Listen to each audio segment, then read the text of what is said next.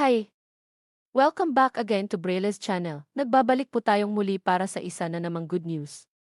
Especially sa lahat ng senior citizens, PWDs at solo parent ng Maynila at ang lahat ng indigent beneficiaries ng social pension. Alam niyo bang malapit niyo nang matanggap ang inyong social pension? Kung kailan ay saan gaganapin ay yan po ang ating ibabahagi sa inyo. But before po tayo mag-start sa ating topic, kung bago ka pa lang sa aking channel, please do kindly subscribe, like, and share na din sa ating mga kaibigan, kaanak o kapwa po natin pensioners at please do share na din sa ating mga social media accounts para mas marami pa ang makaalam. Breaking news. Para sa lahat ng senior citizens, PWDs at solo parent ng Maynila at indigent seniors beneficiaries ng Quezon City, ito na ang inyong local at national social pension payout updates.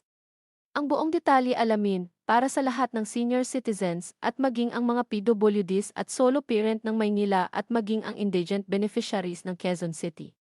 Narito na ang inyong hinihintay na payout schedule ng local at national social pension. Unahin po muna natin ang lungsod ng Maynila. Kamakailan lamang ay inanunsyo na ni Mayor Isko Moreno na maglalabas na sila ng budget worth of 476,488 million pesos.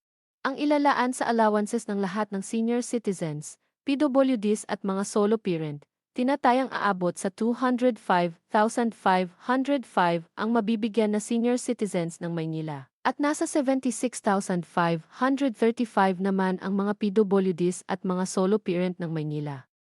Kung saan makakatanggap ang lahat ng solo parent at PWDs ng allowances for period of September to December ng 2025 at ang lahat ng seniors ay makakatanggap naman ang para sa October to December 2025. Magaganap na ang inyong payout ngayong January 28 para sa District 1 at District 2 ng Maynila.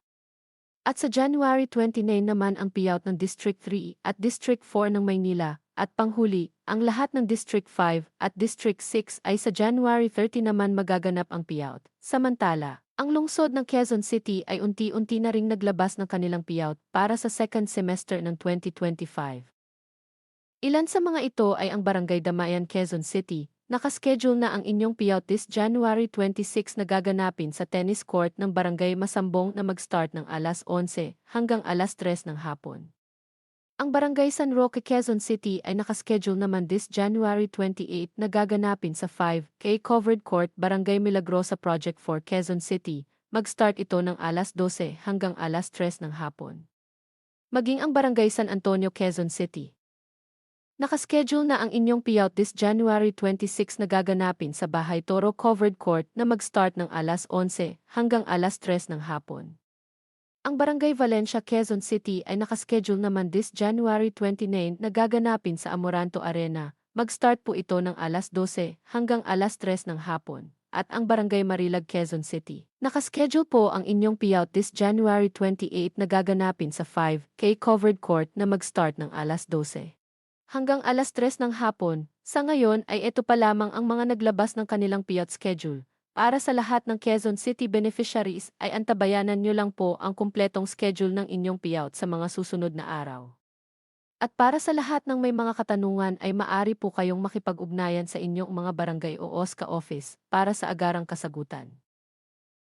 That's it. Manatili lamang po kayong nakatutok sa aking channel para sa mga iba pang payout updates, hindi lamang sa Quezon City maging sa iba pang lugar. Marami pong salamat and God bless everyone. See you on my next upload.